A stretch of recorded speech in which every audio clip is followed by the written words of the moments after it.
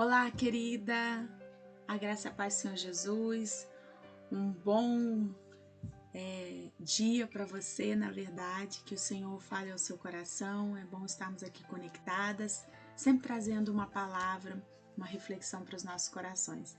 Na verdade, como a gente sempre fala, né? Nós somos mulheres orientadas pelo Espírito Santo. Se você está me ouvindo, com certeza vai vir uma orientação do Senhor para minha vida, para sua vida, porque a gente está aqui alinhada, né, com os propósitos do Senhor na terra. E eu quero compartilhar com vocês sobre Timóteo, essa carta pastoral tão preciosa que Paulo faz a Timóteo. E aqui o Paulo fala para ele, né, meu verdadeiro filho na fé e meu amado filho, né? Que bom você poder ser chamada de amada, de filha, né, de discípulo, de amiga. Gente, quantas coisas boas a gente vê nesse relacionamento entre Paulo e Timóteo.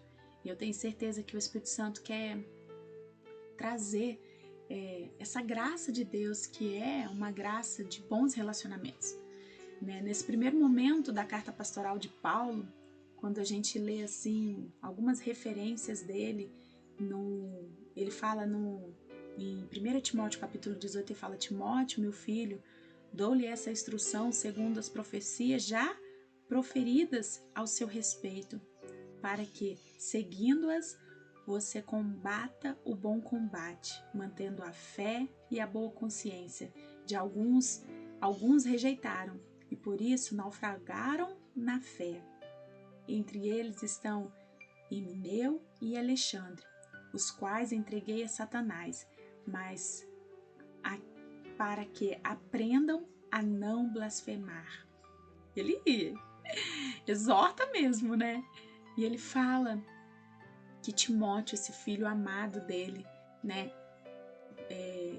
não só a respeito daquilo que já foi profetizado na vida dele, mas ele já vê as evidências, né, na vida dele, e que ele tem uma fé não fingida, né, que ele diz em 2 Timóteo, ele tem as habilidades, né, das coisas do céu, ele tem um equilíbrio. Lá em 2 Timóteo, no capítulo 1, ele fala, né, recordo-me da sua fé não fingida, no que primeiro habitou em sua avó Lóide e em sua mãe Eunice, e estou convencido de que também habita em você. Por essa razão, torno a lembrar de manter viva a chama do dom de Deus que está em você, mediante a imposição de mãos, pois Deus não nos deu um espírito de covardia, mas de poder, de amor e de equilíbrio. Oh, glória! Gente, que coisa linda, que coisa poderosa. E depois ele vem falando várias essências de Timóteo, colocando as habilidades de Timóteo, né, nas cartas dele, compartilhando isso em amor, em amizade, em um bom relacionamento, um relacionamento saudável, e rasga o coração também para Timóteo. Ele fala das coisas, das incertezas dele, dos medos, das preocupações, das pessoas que abandonaram ele, e ele fala também que espera vê-lo em breve, que espera por ele para que ele traga os pertences dele, livro, capa, coisas íntimas, gente, coisas assim de amizade mesmo. Sabe aquele amigo que você tem para todo o tempo? Aquela na angústia nasce um irmão, né? Como diz Provérbios. Eu vejo esse relacionamento saudável, esse relacionamento entre líderes, entre grandes homens de Deus aqui. E eu tenho certeza que o Espírito Santo quer trazer esse selo para a nossa vida também, sabe? A gente tem que trazer essa cultura de bons relacionamentos, de sermos, sim, pastores, líderes, profetas, levitas, né, mestres, apóstolos, bispos, não sei, mas com certeza também temos essa evidência de termos bons relacionamentos, relacionamentos saudáveis. E é tão interessante porque a gente pode perceber que o ministério de Paulo, ele tinha vários níveis de relacionamento com várias pessoas. E os relacionamentos dele sempre envolvia o reino de Deus, o ministério, envolvia também os propósitos que Deus tinha ao longo do ministério de Paulo.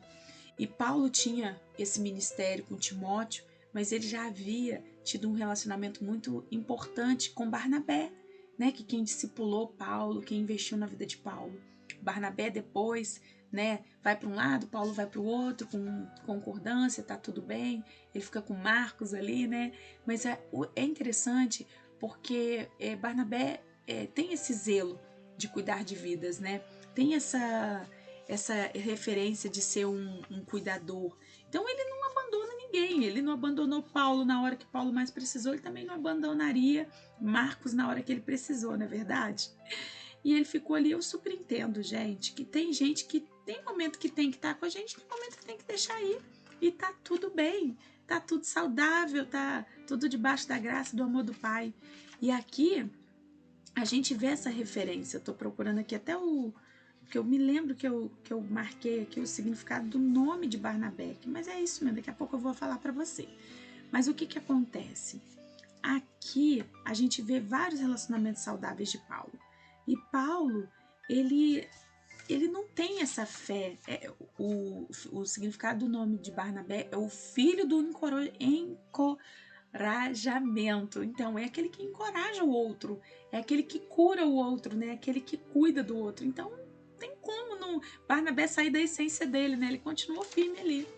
E não tem nenhuma, assim, não tem muitas explicações, nenhuma algo, né, de fracasso, de decepção, de trauma que aconteceu no relacionamento. Só que um decidiu ir para um lado com Marcos e o outro não, né? E tá tudo bem. Depois ele foi caminhar com Silas, mas Deus tinha um propósito, Deus fez, né? A gente vê também um benefício, né, da graça de Deus, do favor de Deus, porque depois Paulo se lembra de Marco e manda Marco voltar, né? Ele fala isso, ele fala assim: uma vez foi inútil, mas agora ele é útil. Então traz Marcos, né? Traz ele, Timóteo, pega ele, vem, tá tudo bem. Você vê assim como a gente vê a maturidade nos relacionamentos de Paulo em ambas as partes. Por isso que eu gosto de dizer que relacionamento é ferro afiando ferro, né? Porque um afia o outro. Então, Barnabé afiou Paulo e Paulo afiou Barnabé. Depois Paulo afiou Timóteo e Timóteo afiou Barnabé. Paulo afiou Timóteo e Timóteo afiou Paulo. Paulo afiou Marcos e Marcos afiou Paulo. Então tá sempre Paulo envolvido nas histórias. Mas é verdade, queridas. Nós precisamos ter essa responsabilidade, esse comprometimento com o reino, a ponto de deixar Jesus se envolver na nossa história. E que a gente possa ter esse benefício da dúvida, né? De que a gente tem que mudar, que a gente tem que amadurecer, que a gente tem que melhorar como pessoa, que a gente tem que melhorar como amiga, como amigo, né? Se você também tá me ouvindo aí, né? Às vezes a pastora fala tanto só para mulheres, né? Que não fala no masculino, fala só no feminino, né? Mas você me entende, amém? E aí, querida, eu quero dizer para você. Então, quando o Senhor, ele tem um propósito, ele tem algo que nos une, né? O Senhor une pessoas também com propósito. E essa sua amizade aí, não é só para vocês ficarem de conversa fiada, não. É para que vocês se unam para algo maior, para agradar o coração de Deus, para fazer a vontade de Deus, para evangelizar, para cuidar de pessoas, para amar pessoas com o amor de Jesus. Eu tenho certeza que hoje você vai mudar a sua forma de pensar e o Senhor vai trazer isso à tona. Vai se tornar realidade para você esses relacionamentos. Então, todo o tempo que Jesus caminhava com os discípulos, ele tinha um propósito. Depois, quando Jesus caminhava com a liderança, com os 12, depois com o grupo pequeno, todo momento havia propósitos ainda maiores. E eu tenho certeza que você também.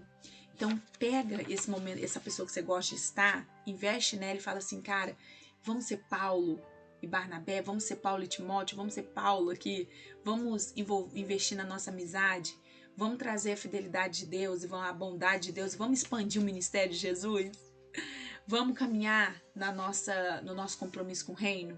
Amém? Como é bom andar com pessoas que a gente ama estar, né? Como é bom. Nossa, retiro, então, gente, é gostoso demais, porque a gente come junto, dorme de colchão, dorme de colchonete, dorme na barraca, né? Ah, é bom demais. Por quê? Porque a gente tem um propósito maior, mas a gente ama estar junto. E eu acho que o ministério de Jesus, ele tem que ser leve, ele tem que ser suave, tem que ser assim, sabe? Como os discípulos do primeiro século, eles tinham prazer em estar um com os outros. Eles tinham prazer, né? Eles estavam alegres na abundância e estavam alegres na escassez. Mas eles estavam juntos e a gente tem que estar junto. Então, vamos trazer essa confissão, né? Senhor, me perdoa, eu errei, eu preciso me redimir, eu preciso me consertar, porque eu sei que nós fomos feitos para andar uns com os outros, nós não fomos feitos para andar só. Então me ajuda, Jesus, me perdoa. Eu quero ser uma boa amiga, eu quero ser uma boa discípula, eu quero caminhar com meu pastor, eu quero caminhar com a minha pastora. Amém? Glória a Deus. Então, querida, você tem que ser livre, tem que ser suave, tem que ser algo que funcione. E essa sua personalidade aí, ela veio só para unir forças com a minha. Independente de se você acha, a personalidade da pastora é muito difícil. A personalidade do pastor Bruno é muito difícil. Mas pera lá. Você também tem a sua, né? Você bate lá e bate cá, né? A espada de dois gumes corta lá e corta cá. Então, qual é o maior comprometimento que a gente vê na vida desses homens nesses relacionamentos? Eles se amavam. O amor supera. O amor é maior que tudo, né? O amor tem que ser o maior que tudo. O seu comprometimento, o seu compromisso é com as coisas que são maiores e as outras coisas vão ficando pequenininhas. Se eu gosto de rosa, você gosta de azul. Bem que hoje eu tô de azul, né, gente? Se você gosta de preto e eu gosto de branco, peraí, gente. Sabe o que vai ser saudável para que o nosso relacionamento funcione?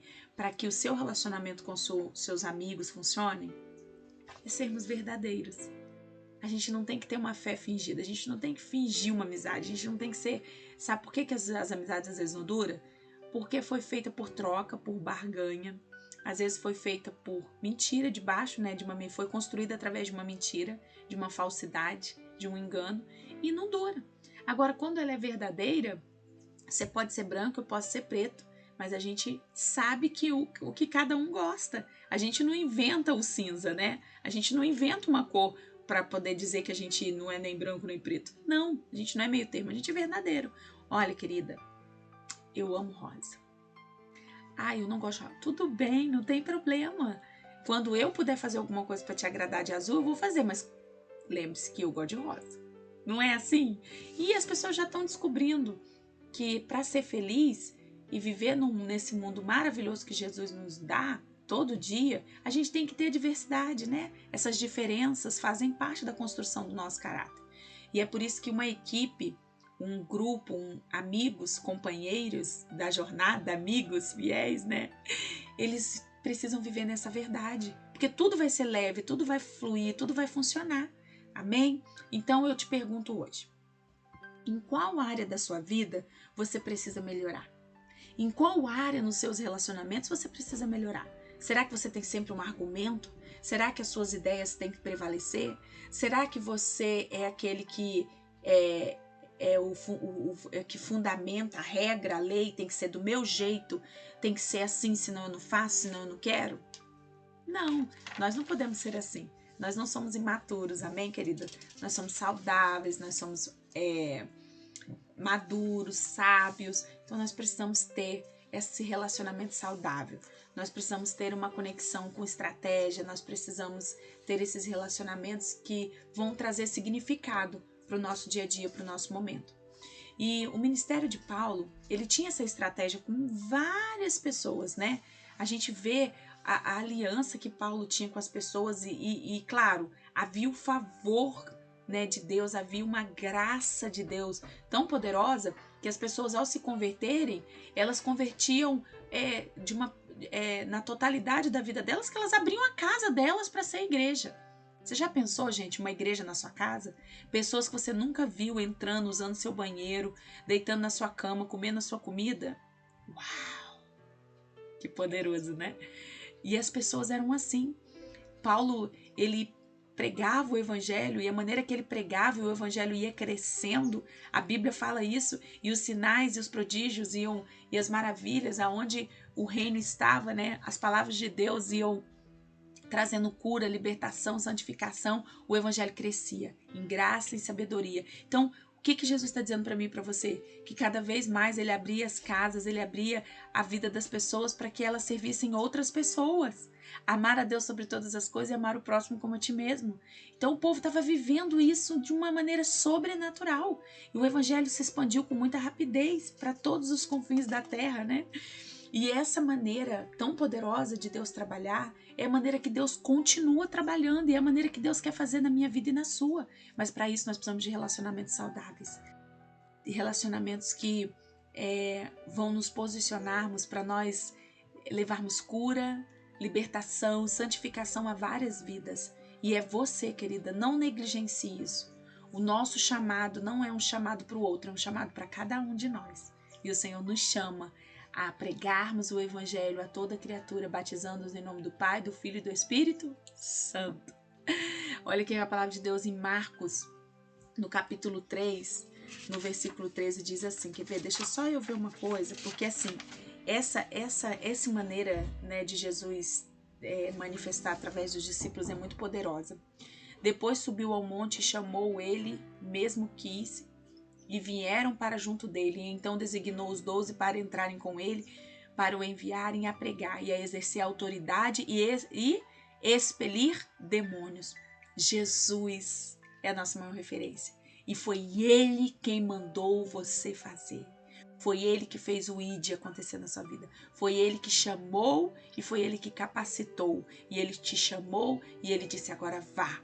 Vá no nome de Jesus, vá em meu nome e expulsem demônios, curem pessoas, libertem pessoas. E é assim, dessa maneira, que os nossos relacionamentos serão cada vez mais significativos, serão referência, serão bênção.